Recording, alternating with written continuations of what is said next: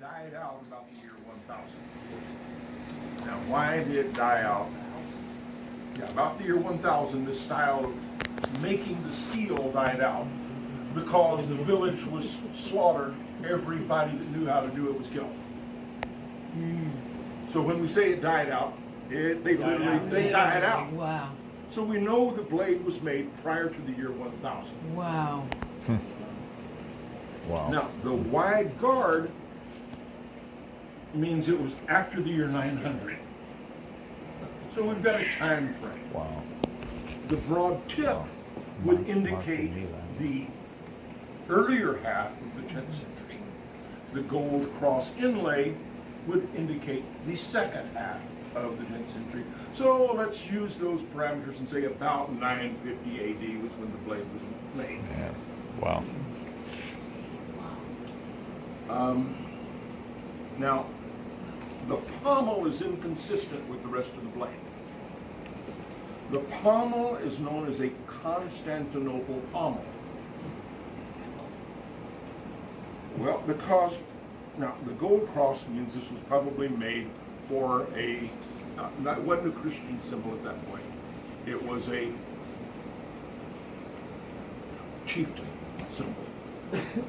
So it was probably belonged to a thane, chieftain, someone of significance. Now, 100 years later, this one went on one of the early crusades and got as far east as Constantinople, Istanbul, and to Turkey. mark such, the traditional pommel would have been replaced with this style as a mark that they got that far on the Wow. crusades. Wow. The find site. Now, this one was stolen out of a small chapel that was destroyed during the Stalin years in present Lithuania. So, Lithuanian chapel.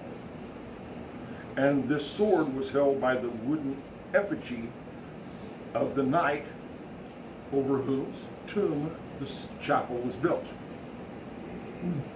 So we can guess that this was the actual sword of that knight that died in Lithuania somewhere between 1050 and 1075.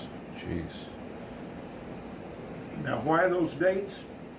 Because from 1040 to 1075, the first Christian kings to them, I don't remember the names right now, in Kiev was hiring Christian knights out of Constantinople to travel through the far north and Christianize the wild tribes of the north at sword point. Convert or die. If one of them died in the field, a chapel was built there. This was one such chapel. This sword was, when that chapel was destroyed during the Stalin years, this one entered the Russian black market.